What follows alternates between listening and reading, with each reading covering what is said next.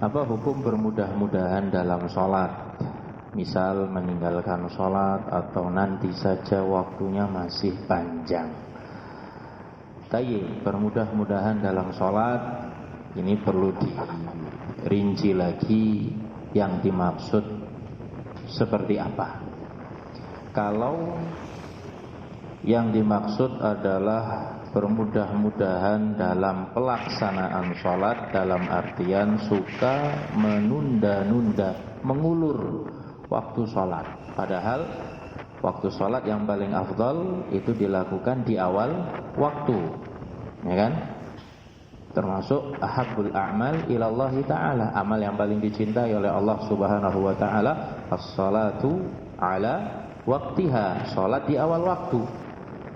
Lah, kalau yang dimaksud di sini bermudah-mudahan itu suka dimolor-molorkan, tapi tetap sholat. Dia sholat 5 kali dalam sehari, nggak ada yang bolong. Cuman pelaksanaannya dimundur-mundurkan, tanpa hajah, tanpa darurah. Ya, maka ini termasuk ciri kemunafikan. Khairuddin azanillahu wa iyyakum. Ya, termasuk ciri kemunafikan. Suka menunda-nunda sholat, diakhir-akhirkan pelaksanaan sholat, walaupun tetap sholat.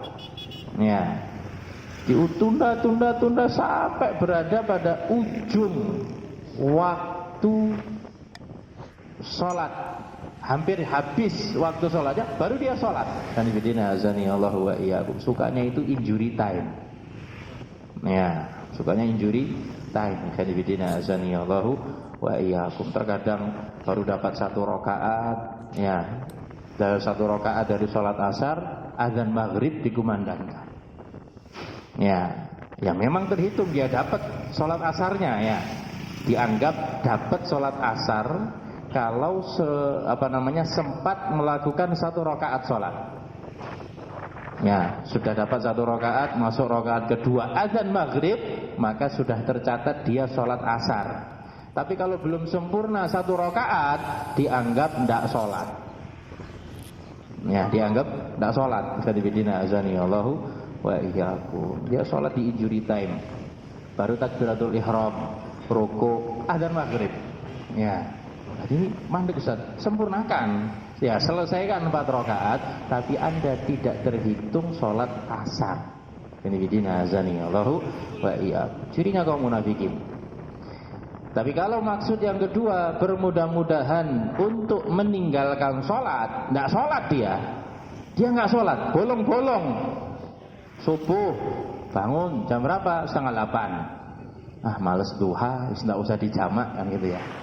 Ya, yo nggak sholat duha, nggak sholat subuh. Khairuddin azani Allahu wa iyyakum. Duhur sholat, asar sholat, maghrib nggak sholat, isya juga nggak sholat misalkan. Ya, bermudah-mudahan khairuddin azani Allahu wa iyyakum. Maka yang seperti ini khilaf di kalangan para ulama antara kafir atau tidak. Ya, kafir atau tidak. Kalau alasannya malas, ya, sebagian ulama mengatakan kafir. Walaupun pendapat yang benar tidak kafir. Jumhur mengatakan tidak kafir. Akan tetapi jumhur yang tidak mengkafirkan orang yang malas, alasan malas untuk meninggalkan sholat, ada khilaf di kalangan mereka, dikasih hukuman apa? Ya, Abu Hanifah mengatakan dia tidak kafir tapi dipenggal.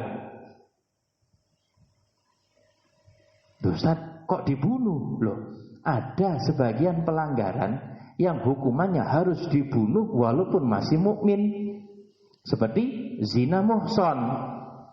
Ya toh? Orang yang sudah nikah terus berzina, hukumannya apa? Dirajam sampai mati. Apakah dia kafir?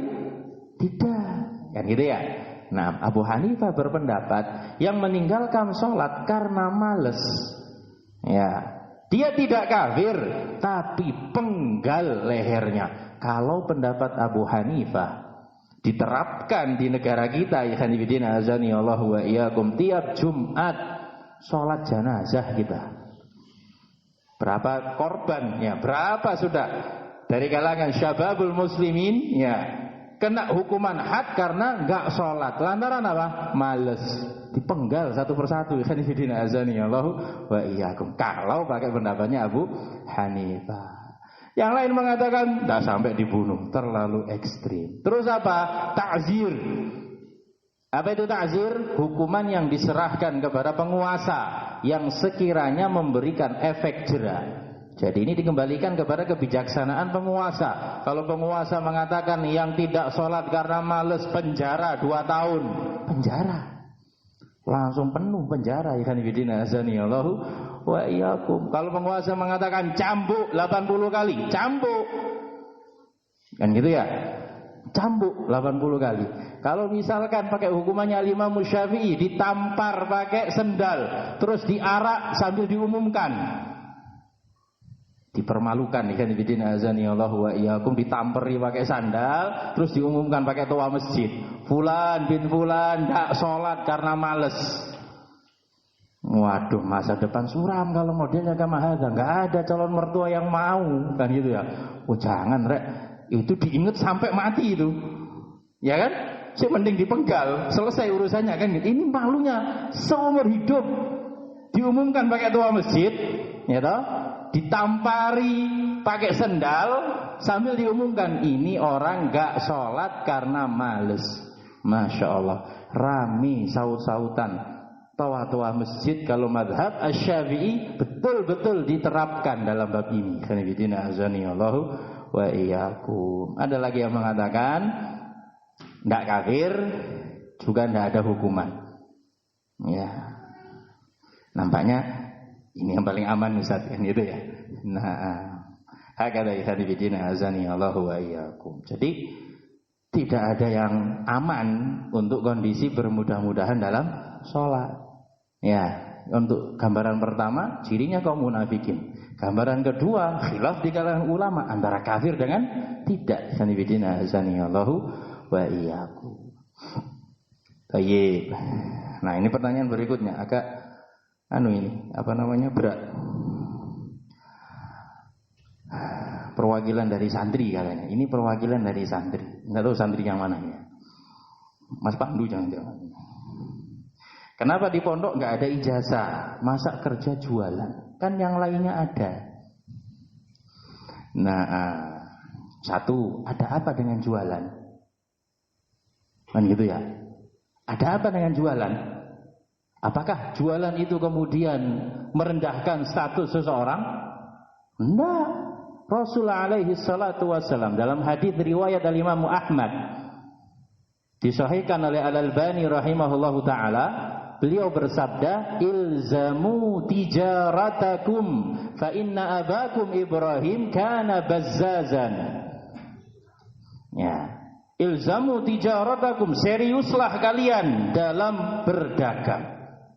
Ya, jangan main-main, serius, pelajari betul.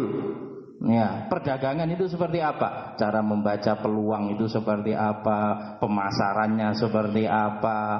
Ya toh? Ilzamu tijaratakum kata Nabi. Seriuslah kalian dalam urusan perdagangan kalian. Fa inna abakum Ibrahim kana bazzazan, karena dulu nenek moyang kalian Nabiullah Ibrahim itu pedagang kain. Kata Nabi alaihi salatu wassalam. Ini dijadikan dalil oleh para ulama. Atyabul makasib, pekerjaan paling afdol berdagang. Nah, ada khilaf di kalangan para ulama. Apa pekerjaan yang paling afdol? Ada yang mengatakan berdagang, dalilnya ini. Ada yang mengatakan bertani. Ya toh? Karena yang dimakan oleh burung atau hewan-hewan lain dari hasil pertaniannya dianggap sedekah. Sanibidina azanillahu wa iyyakum. Jadi kalau tanam padi kan gitu ya, terus ada burung gelatik ya kan, makan bulir-bulir padinya, dia biarkan sedekah ya akhi. Setiap bulir padinya itu 10 kebaikan. Sanibidina azanillahu wa iyyakum. Ya, itu kalau petaninya punya ilmu. Ya. Aywa. Justru kalau teknik Fakultas Pertanian itu diajarkan gimana cara mensiasati hama kan gitu ya. Ya toh? Nah, gelatik itu termasuk hama kan gitu ya. Aywa. Bedo cara pikirnya. Ikhwan fillah azani Allahu wa iyyakum. Macam-macam khilaf di kalangan para ulama. Tapi di antara pendapat yang cukup kuat, tijarah itu profesi paling mulia. Rasul alaihi salatu wassalam saudagar handal.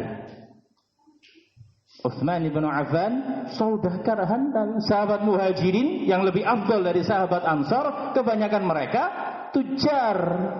Ya, para saudagar ya akhi Abdurrahman bin Auf, saudagar. Jangan salah. Ya, sehingga pertanyaan ini terkesan kayak meremehkan. Harus jualan kan gitu ya. Padahal kan banyak yang dijual, enggak harus gorengan.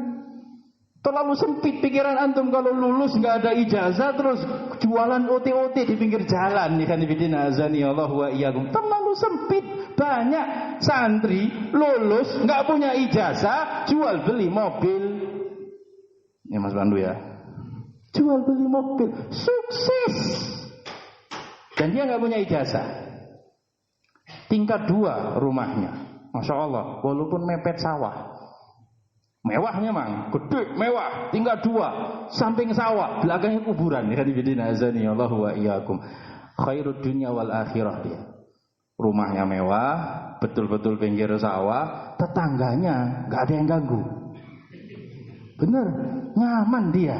Tetangganya nggak ada yang ganggu. Kuburan. Ini kan ibadina azani Allah wa iyyakum. Kalau sampai ada yang ganggu, seperti itu. Ya, jadi nggak ada yang salah dengan jualan. Jangan terlalu sempit. Seolah-olah jualan itu dalam benak antum itu cuman uti-uti, gorengan, bala-bala, ya gorengan seribuan. Kapan kayanya Ustaz? Calon mertua mana yang mau melirik? Kan gitu ya. Jangan salah. Kan bidina azani Allah wa iyyakum. Kalau santrinya ini betul-betul santri teladan, tenanan, antri calon mertua, ikhwan fillah azani Allah wa iyyakum. Dan sudah terbukti ikhwan fillah azani Allah wa iyyakum. Ya. Nah, kemudian yang perlu antum perhatikan, jangan mengkhawatirkan urusan dunia. Ya. Talabul ilmi syar'i yang dicari bukan kemewahan dunia. Yang dicari adalah surga. Khanibidina azani Allah wa iyyakum. Tidak ada satupun dalil yang menyebutkan kalau tujuan talabul ilmi syar'i memperkaya diri. Tidak ada. Kalau tujuan awal antum memperkaya diri, kemudian antum masuk pesantren, Anda sudah salah alamat dari awal. Kalau memang ingin kaya raya, jangan masuk pondok. Ya, cari lowongan pekerjaan di luar sana. Ikhwanifidina azani Allahu wa iyyakum. Kalau memang ngincer dunia, kalau masuk ke pesantren itu yang diincer bukan dunia. Yang diincer itu kebaikan akhlak. Yang diincer itu al-ilmun nafi', yang diincer itu al-amalus saleh, yang diincer itu menjadi pribadi yang bertakwa, yang saleh sesuai dengan bimbingan Nabi kita Muhammad alaihi salatu wassalam. Urusan dunia Allah yang jamin. Satu hadis dari Nabi alaihi salatu wassalam, man kanatid dunya wa man kanatil akhiratu hammahu, barang siapa yang tujuannya itu akhirat, jama'allahu syamlahu, Allah akan kumpulkan semua urusannya yang tadinya tercerai-berai. Ya, Allah kumpulkan semua jadi mudah. Wa ja'ala ghinahu fi qalbi, Allah berikan rasa kaya dalam hatinya. Wa ta'tihi minad dunya wa hiya raghimah, dunia akan datang menghampirinya dalam keadaan dunia tadi rendah. Khanifidina azani Allahu wa iyyakum. Wa man kanatid dunya hammahu, tapi sebaliknya yang tujuan hidupnya itu dunia, farraqallahu syamlahu, Allah akan jadikan urusannya itu centang perenang, enggak ada yang beres. Seolah-olah itu semua itu muskilah terus, nggak pernah tenang.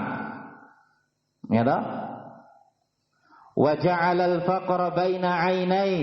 Dalam riwayat yang lain nusba 'ainai, senantiasa dihantui oleh kefakiran.